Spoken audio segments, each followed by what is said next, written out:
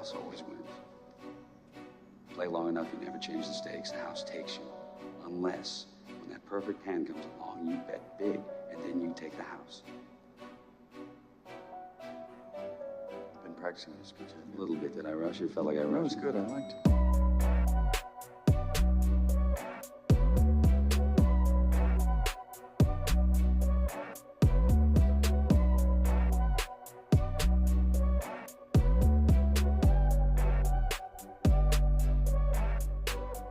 What's up, everybody, and welcome back to the Big Easy Bets podcast. I'm your host, Logan, and with me in the studio, Nick Von Brick. Yo. This is episode 217. The first round is in the books. We are on to the round of 32, and we are feeling good. I went 7-3 on day one and day two. The Oregon game has just went final. It's in the books. An easy winner against Liberty. What did you win? 4-3? Yep. Okay, so profitable day all around, profitable first round. A pretty subdued tournament for the most part. Not really any upsets other than McNeese over Clemson. Technically, it was a 12-5 upset for Colorado State, but they were favored. We were on the right side of it, laid the 1.5. They got the job done there. So I told you when we were doing our bracket breakdown that I felt like this was going to be – you were going to see a lot of the favorites handle business, and that's really exactly what we saw. So, but the good thing here is that a lot of people are complaining. Okay, no upsets, no buzzer beaters, blah, blah, blah.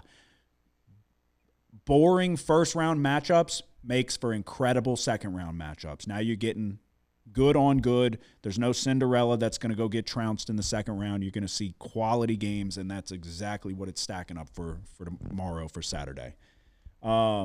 Hit the like and subscribe button if you don't mind. Like I said, 7-3 day for me. I'm feeling good. We're seeing the board. We almost swept the board today, too. We had Oklahoma plus 5.5, and down the stretch, UConn scored a couple baskets there late, and I think they won by maybe 9. But, it was close. It was right there. What's your biggest takeaway from the first round? Anything? I don't know. I mean, everybody that's, expected to play well has been playing well, it seems, for the most part. Yeah, I would agree. Florida looked fantastic. What was the closest Duke looked fantastic. 1 or 2 seed game was Alabama, Robert Morris. Yeah, they gave him a game. They were in it, I would say, with 5 minutes to go, and then Alabama they did enough. I think they won by 10. But it was right there. St. John's sleptwalked in the first half against Omaha, but then trounced them in the second half. Tennessee was never in danger, but opened it up in the second half as well. Auburn, same thing. Slow start. I think it was a 1-point game with 2 minutes to go in the first half, and then they stretch it out to a 10-point lead. Houston handled business from start to finish. Duke handled business from start to finish, and same thing. Florida absolutely trounced Norfolk State. They all pulled the starters pretty quick, and then it makes it look a little more competitive than it was. But the teams that were looking like the best teams in the country came in and did exactly that. I'm trying to see. Yeah, there really wasn't much in terms of unforeseen things happening. So Texas Tech gave me a little bit of a scare. Yeah, I had to stay up late. I was like, what's going on? Yeah, I was like, please, this will fucking kill me. First round, it was without Chance McMillan. I would imagine he's going to be back for this next game, upper body injury. Yeah, it seemed like they were saying in the broadcast that he could have played that. Yeah.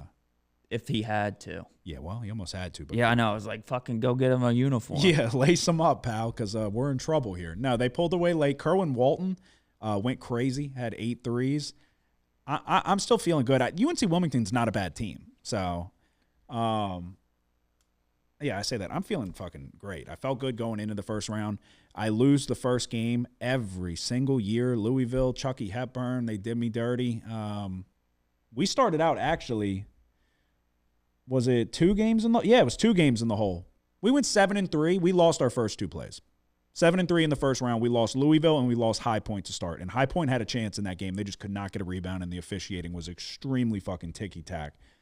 But we lost the first 2, and then we went on a 7-1 run from there. So nearly 8-0 after that. So like I said, I'm feeling good. Hit the like and subscribe button. I'm back with 6 plays for the round of 32. And like I said, bad first-round games or boring first-round games makes for exciting second-round games. So buckle up, lace them up, and let's go, I guess. We'll start it off.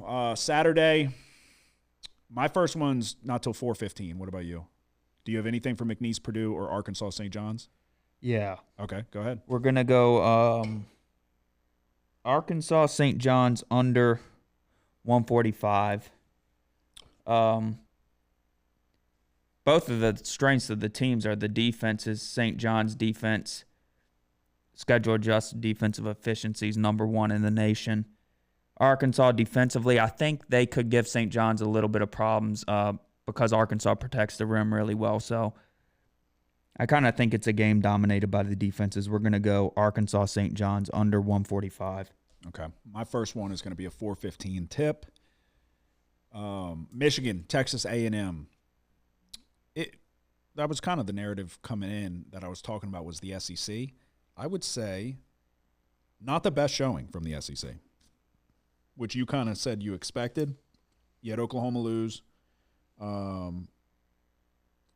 Oklahoma lost to UConn. Mississippi State lost to Baylor.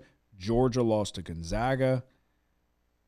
It was not the best showing for the SEC, but A&M handled business against Yale, and I think they're going to handle business against Michigan as well. I'm going to lay 2.5 points with Texas A&M. The whole talk from Michigan going into UC San Diego was UC San Diego was one of the best, if not the best team in the country in turnover margin, and Michigan is 334th in turnovers. Texas A&M 61st in turnovers forced per game. I think you're going to see them force Michigan into a lot of turnovers, and I think they're going to be able to hold their own on the boards and just kind of play a Texas A&M style of game. This Michigan team's obviously playing decent basketball as of late. They tried to blow that game against UC San Diego. They just didn't have the guns. I think Texas A&M will, and I think they have the athletes that can go toe-to-toe, and they're not going to be overwhelmed by the 2 7-footers of Golden and Wolf. So we are going to lay 2.5 points with Texas A&M to get the day started. What is your next one? How many total do you have? 6. Oh, Christ. Let's go Gonzaga, Houston. I think some money's been coming in on Gonzaga. It's down to 4.5. We're going to lay it with Houston. I just think they get out physicaled here, you know? Mm-hmm. I kind of would be surprised if they have a chance to win here. Yeah, I don't disagree. I did shy away from it just because of how sharp Gonzaga looked. But this Houston team, man, good luck. Whenever they lock in on the defensive side of the ball, it is extremely difficult to do much of anything. And they force you to play their style of game, and you better be able to match the physicality or else you're going to get run out. And yeah, I don't know that Gonzaga will be able to match their physicality. So I wouldn't argue the other side by any means. So you're going Houston minus 4.5? Yep. Okay. My next one, 6-10 tip, Creighton and Auburn. Short and sweet, we're going to lay 9 points here with Auburn. I think that's the best number I can get. I'll double-check here in 1 second.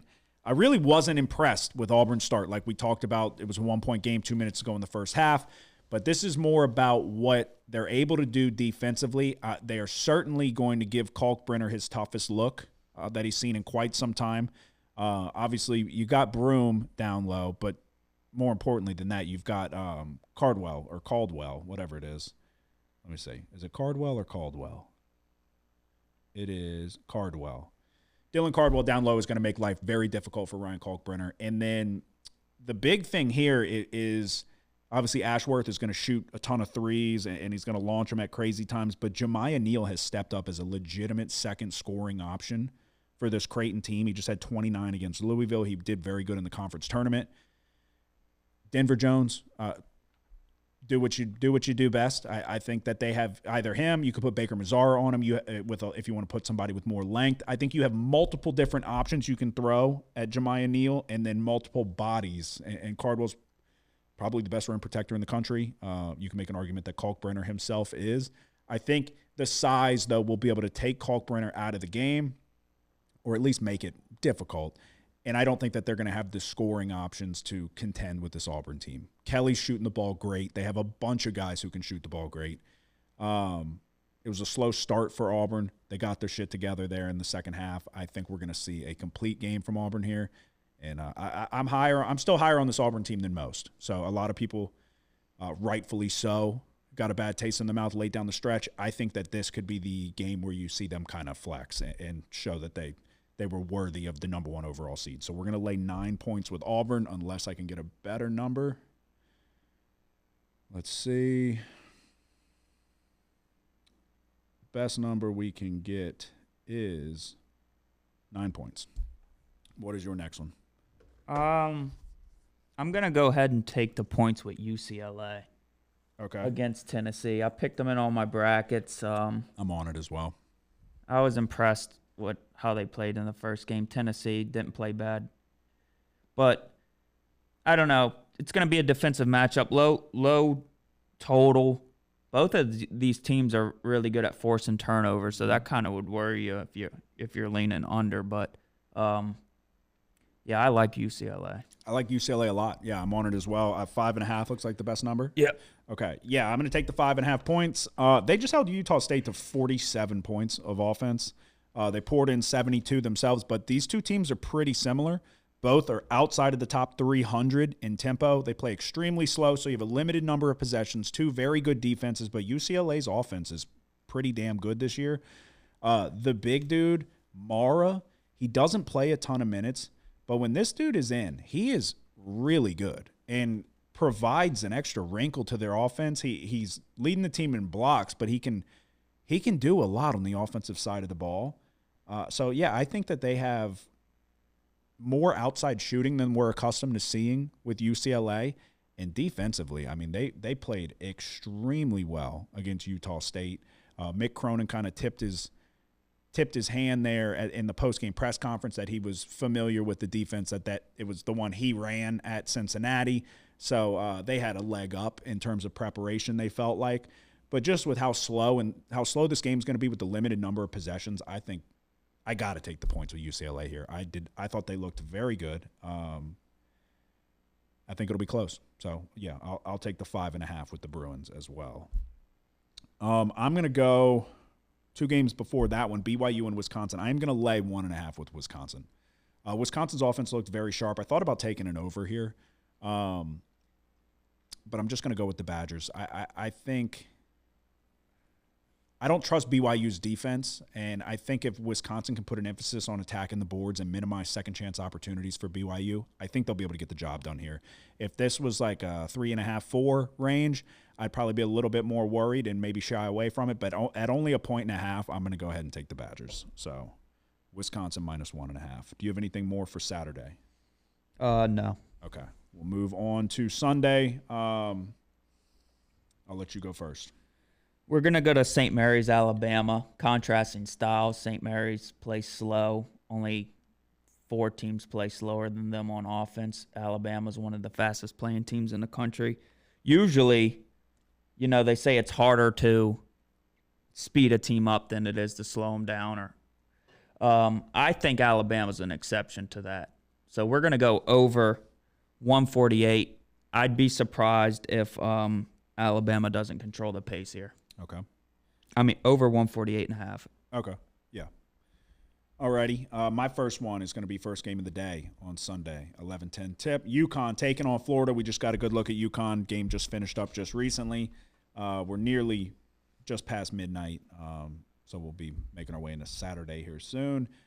They edged out Oklahoma. This is not the best Oklahoma team. This was an inconsistent Oklahoma team. Fears played great, so they have talent. But that's a game down the stretch that they pulled away in that final minute. This was a one-possession game for almost the entirety. This Florida team looked really fucking good all throughout the SEC tournament. And then in their first game, I understand it was Norfolk State. They looked fantastic. I don't think UConn has the guns here. I'm going to lay 8.5 points with the Florida Gators. I just think Florida is extremely deep. They're going to be able to pressure UConn and force them into turnovers, and I just don't know that. I don't know where the consistent scoring is going to come from for UConn, because you're going to be able to. They're going to have a bunch of bodies they can put at solo ball.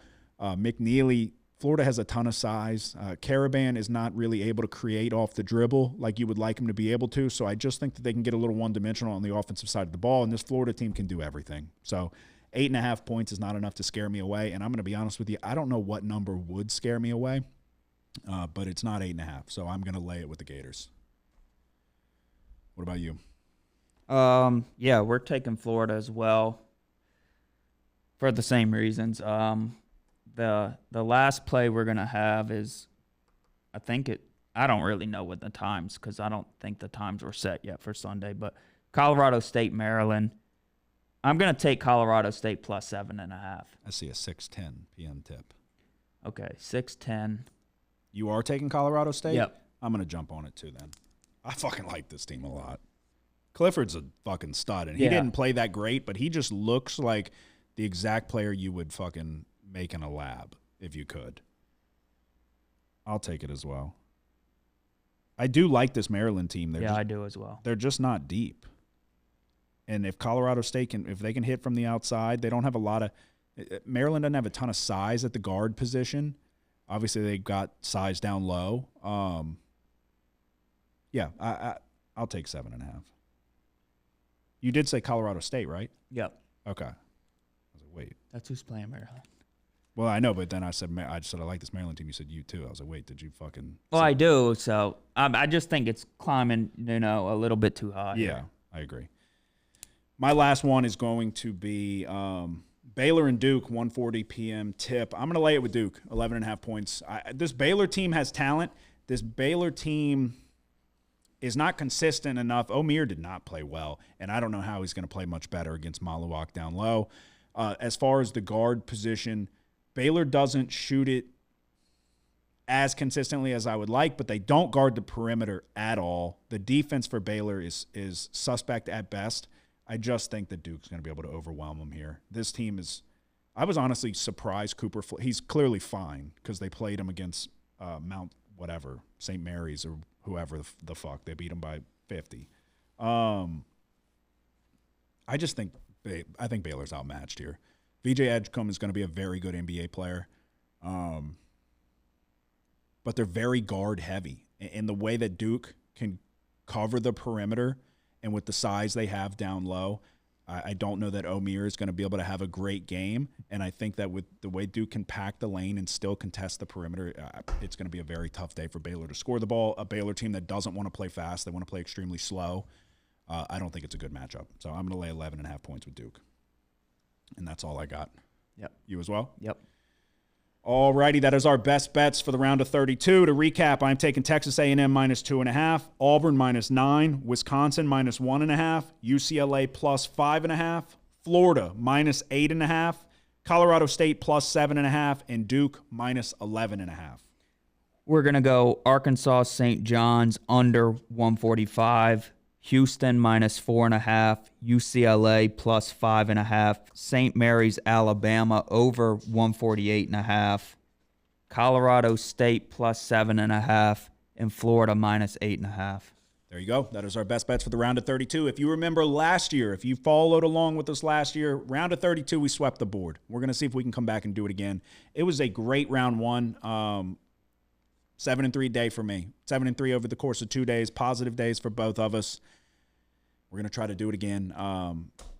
Hit the like and subscribe button if you don't mind. After the round of 32 is complete, we will get back in the studio, give you our best bets for the Sweet 16 and the Elite 8, and on we go. Good luck. The house always wins. Play long enough, you never change the stakes. The house takes you. Unless, when that perfect hand comes along, you bet big, and then you take the house. Been practicing this pitch a little bit. Did I rush it? Felt like I rushed. That was good. I liked it.